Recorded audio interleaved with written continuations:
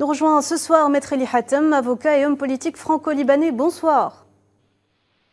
Bonsoir et merci de votre invitation. Avec plaisir. Eli Hatem, ces dernières 48 heures ont été très intenses pour le Liban, entre les attaques sionistes contre une base de casques bleus de l'ONU au sud du pays et les récents raids ayant ciblé le cœur de Beyrouth. L'entité sioniste a clairement franchi toutes les lignes rouges. Jusqu'où ira-t-elle à votre avis ? Écoutez, c'est un projet sioniste qui vise à la création de ce qu'on appelle le Eretz Israël, le Grand Israël. Donc tout le monde parle du 7 octobre, mais le 7 octobre n'était que le casus belli et dont les circonstances sont absurdes jusqu'aujourd'hui, surtout en sachant que les services de renseignement israéliens savent avec précision où se trouvent les dirigeants du Hezbollah. Donc ils ne pouvaient pas ignorer cette opération, ils ont fermé les yeux pour se donner un casus belli, pour s'attaquer aux Palestiniens au départ, pour provoquer l'exode de cette population, notamment vers le Liban, ce qui a conduit la résistance libanaise à prendre des mesures pour empêcher la victoire de l'entité sioniste sur la résistance palestinienne et provoquer cet exode massif de réfugiés palestiniens sur le territoire libanais, mais également pour empêcher cette entité de procéder à son projet, c'est celui de l'occupation du Sud-Liban jusqu'au Litanie. C'est ce fameux projet que Raymond Aidé en parlait depuis les années 70 et malheureusement nous vivons aujourd'hui l'exécution de ce projet Manu Militari sur le territoire libanais avec une complicité internationale, un silence international et puis une impossibilité, une paralysie des Nations Unies en raison en fait du droit de veto et puis de l'allié principal de cette entité qui sont les États-Unis et qui sont complices aussi bien du génocide palestinien, de ce crime contre l'humanité, qu'également de ce crime de guerre que cette entité commet contre non seulement des positions militaires de la résistance libanaise du Hezbollah au Liban, mais également contre les civils. Et je vous laisse observer en fait la différence de traitement et la différence, je dirais, de la façon de mener cette guerre entre notre résistance libanaise d'un côté et les forces armées de l'entité sioniste qui bombardent les civils alors que nous nous attaquons qu'aux cibles militaires exclusivement, bien que nos civils, nos domiciles sont attaqués par ces forces militaires israéliennes. Il faudrait noter également, Eli Hatem, que l'attaque d'hier soir était totalement inédite. C'est la première fois que le centre de la capitale, qui est très densément peuplé, est ciblé par les missiles sionistes. Est-ce que vous pensez que l'entité sioniste essaye de faire de Beyrouth un nouveau Raza ? Absolument, ça c'est l'objectif même de l'entité sioniste, c'est la destruction même du Liban. Ils font tout pour détruire le Liban et l'exemple libanais multiconfessionnel qui est une épine au pied au régime racialiste de l'entité sioniste. Et c'est la raison pour laquelle les déclarations sont claires d'ailleurs. Donc d'une part, les sionistes, en particulier M. Smotrich, qui est un ministre de cette entité, qui n'a pas hésité à dire que les Arabes, autrement dit les Palestiniens et les Libanais, sont des animaux. Donc c'est une rhétorique qui rappelle quand même les expressions et la façon dont les nazis traitaient tous ceux qui ne faisaient pas partie de leur groupe ou de leur idéologie. Deuxièmement, il y a eu aussi ces différentes déclarations de responsables militaires et politiques de cette entité sioniste qui ont dit aux Libanais que nous allons vous renvoyer vers l'âge de pierre. Autrement dit, nous allons détruire toute votre infrastructure. Et donc, c'est en train de se réaliser malheureusement sur le terrain. Autre fait marquant, Eli Hatem, on en parlait tout à l'heure, c'est la violation du droit humanitaire international par l'entité sioniste qui a attaqué les gardiens, une base des gardiens de la paix des Nations Unies. Est-ce que vous pensez que le point de non-retour a été franchi avec cette nouvelle attaque ? Bien écoutez, il faut tout d'abord rappeler que cette entité sioniste ne respecte pas du tout le droit international tel qu'il soit. Il y a plus de 1480 résolutions des Nations Unies qui ne sont pas respectées par l'entité sioniste, dont 65 résolutions du Conseil de sécurité des Nations Unies. Oui. Donc c'est une question, si vous voulez, je dirais même préjudicielle ou essentielle, préalable, pour comprendre la façon dont cette entité agit. Deuxièmement, cette entité est en train de commettre plus qu'un crime de guerre, elle continue à commettre un crime contre l'humanité qui est beaucoup plus important s'agissant du génocide de la population palestinienne. Et troisièmement, nous le voyons aujourd'hui sur le terrain, elle s'attaque, cette entité, à la force d'interposition, à la force des Nations Unies, qui est la finule. Et nous voyons quand même la réaction de la part du secrétaire général des Nations Unies qui n'a pas hésité à critiquer et puis à condamner cette frappe qui est une violation flagrante du humanitaire international. Justement, de nombreux pays ont condamné, en plus du secrétaire général des Nations Unies, cette attaque. Certains pays comme l'Italie, on l'a vu dans cette édition, accusent ouvertement l'entité sioniste de crimes de guerre. Néanmoins, ces condamnations verbales restent très insuffisantes. On le voit, Benjamin Netanyahou n'est clairement pas prêt à s'arrêter, il n'est pas prêt à reculer. Il semble faire très peu de cas de toutes ces condamnations, n'est-ce pas ?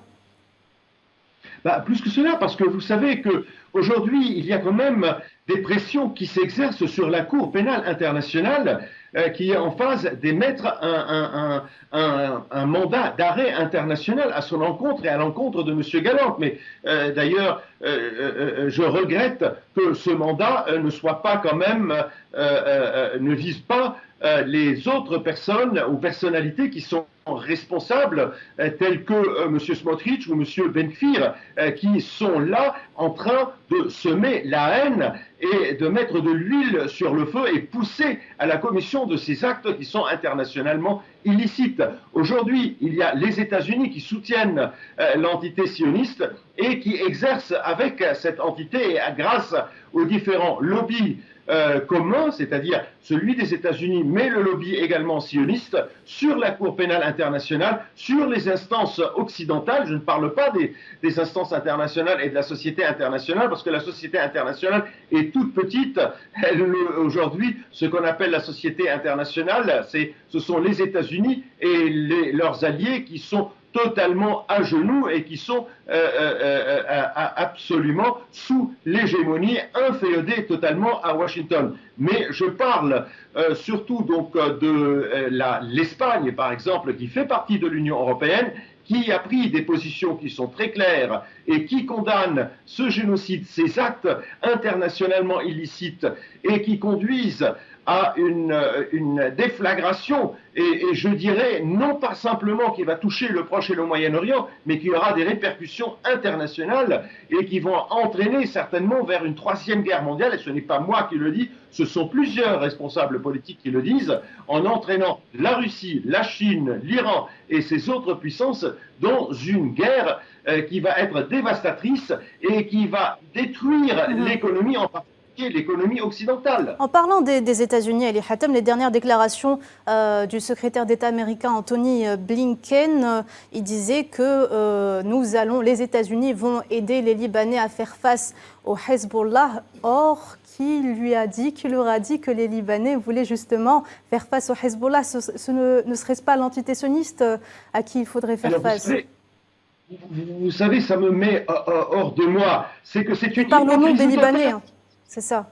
Qu'est-ce qui est derrière les accords de Taïf en 1989 pour arrêter la guerre du Liban? Ce sont les États-Unis. Qu'est-ce qui a permis au Hezbollah de maintenir ses armes? Ce sont les États-Unis. Les accords de Taïf qui ont donné à la présence militaire du Hezbollah une valeur constitutionnelle. Dans les accords de Taïf, c'est la seule force qui ne soit pas, qui ne fasse pas partie de l'armée libanaise, à qui on a donné le droit de maintenir ses armes. Tout le monde pensait, en particulier les États-Unis, M. Henry Kissinger, qui en 1993 projetait un deal Rosgali, qui m'a dit oubliez Très le bien, Liban. le message est passé, Eli Hatem. J'aimerais juste évoquer avec vous un point important. L'attaque de la FINUL a suscité une grande mobilisation.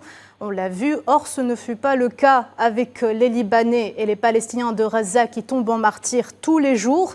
Ce n'est pas dénigrer, bien sûr, la mission des Nations Unies, mais ça reste quand même un double standard, n'est-ce pas?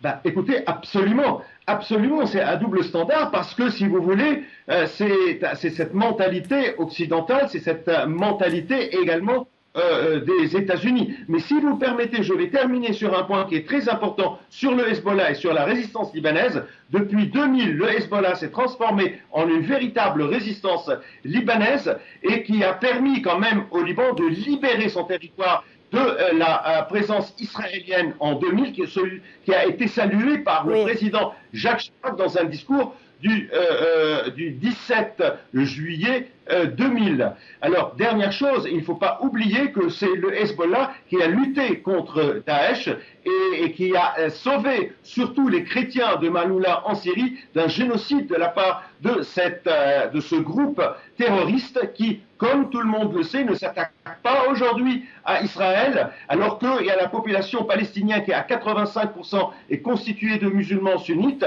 Aucun acte terroriste de la part de cette organisation, l'État islamique, autrement dit Daesh, contre Israël, qui en revanche s'est amusé à faire un attentat le 3 janvier 2024 à Karaman en Iran, et le 22 mars contre la Russie à Crocus, un autre attentat attribué à l'État islamique, donc à Daesh, quelques jours après que le ministère des Affaires étrangères russe ait reçu à Moscou une délégation du groupe du Hamas, c'est-à-dire la résistance palestinienne. Maître, ce vendredi, on l'a vu tout à l'heure, le Premier ministre espagnol Pedro Sánchez a appelé la communauté internationale à cesser les livraisons d'armes à l'entité sioniste. Est-ce que vous pensez que c'est la bonne solution ? Écoutez, c'est absolument une bonne solution. Non pas simplement le Premier ministre espagnol qui l'a dit. Le président français Emmanuel Macron l'a également dit il y a quelques jours, en disant comment voulez-vous, d'une part, parler d'un cessez-le-feu et d'autre part, continuer à armer les forces armées de l'entité sioniste qui sont en train de commettre un génocide et des crimes de guerre continus. Tous les jours, il y a un nouveau crime de guerre qui se fait avec la complicité des États occidentaux, avec la complicité des États-Unis d'Amérique. Donc comment voulez-vous le faire si vous n'arrêtez pas de livrer les armes, si vous ne prenez pas de sanctions contre cette entité? Pourquoi avoir pris des sanctions contre la Russie concernant le conflit d'Ukraine et aucune sanction contre l'entité sioniste qui n'a pas respecté, je le répète, plus de 1480 résolutions des Nations Unies? En parlant de la France, maître, le ministère français des Affaires étrangères a condamné fermement cette attaque des casques bleus de l'ONU. Paris a décidé d'ailleurs de convoquer l'ambassadeur sioniste pour exiger des explications quant à cette attaque. Est-ce que vous pensez que cette décision aurait justement un rapport avec la décision prise par Emmanuel Macron il y a quelques jours de cesser d'armer l'entité sioniste, une décision qui a été jugée honteuse par Benjamin Netanyahou, je le rappelle? Écoutez, je vais vous dire une chose, c'est que effectivement en France, il y a un esprit qui est l'esprit du général de Gaulle, et tout le monde se souvient du fameux discours du général de Gaulle du 26 novembre 1967, quand l'entité sioniste avait attaqué le Liban, et il avait dit: tant que je suis vivant, le Liban ne sera pas attaqué, et je ne vous qualifierai pas ce qu'il avait qualifié les sionistes à l'époque. Donc il y a un réveil gaulliste. La France ne peut pas se fermer les yeux vis-à-vis en particulier du Liban, surtout qu'il y a une déception totale de la part des Libanais, de la part des Syriens, de la position de la France, qui est une position masochiste, qui a laissé tomber les Syriens quand ils se faisaient attaquer par Daesh, et elle a été elle-même victime de ces exactions. Elle a laissé tomber le Liban Et nous voyons donc les conséquences. Et aujourd'hui, quand même, il y a un réveil. Mais ce réveil va-t-il pouvoir aller plus loin? Autrement dit, est-ce que la France va pouvoir aller plus loin ou elle va être sanctionnée par les différentes pressions, y compris par le terrorisme intellectuel et psychologique qui est exercé sur les politiques par des groupes de pression pro-israéliens et sionistes en France? Ça, c'est le point d'interrogation. Dernière question pour vous, Eli Hatem, le représentant permanent de l'Algérie auprès de l'ONU. Ammar Benjama a justement plaidé une nouvelle fois pour un cessez-le-feu immédiat jeudi soir au Conseil de sécurité, que ce soit à Gaza ou bien au Liban, soulignant la nécessité de mettre en œuvre la résolution 1701, tout comme le Premier ministre libanais l'a dit aussi, Najib Mikati. Est-ce que vous pensez que la communauté internationale arrivera à contraindre l'entité sioniste à appliquer cette résolution? Écoutez, il faut espérer que la communauté internationale, autrement dit non seulement les pays occidentaux, mais les autres pays, je sais que la Russie exerce également donc des pressions qui vont dans ce sens, mais ce qui est le plus important, et c'est pas parce que je suis sur une chaîne algérienne, je vais vous dire une chose, le seul pays arabe qui a eu le courage de dénoncer le génocide des Palestiniens et œuvrer pour arrêter le génocide, c'est l'Algérie. N'oubliez pas le projet de résolution qui a été fait par l'Algérie pour faire cesser ces crimes contre l'humanité commis contre le peuple palestinien par l'État algérien. Aujourd'hui, c'est la même position qui est prise par le représentant de l'Algérie auprès des Nations Unies, qu'il faut absolument saluer parce que c'est la seule position courageuse et qui représente en fait cette solidarité arabe parce que le Liban est l'un des pays fondateurs de la Ligue arabe et nous sommes totalement déçus de la position des pays arabes, y compris de la Ligue arabe, qui n'a pas prononcé un mot ni de solidarité, ni une position ferme pour prendre des dispositions pour faire arrêter cette guerre contre le Liban.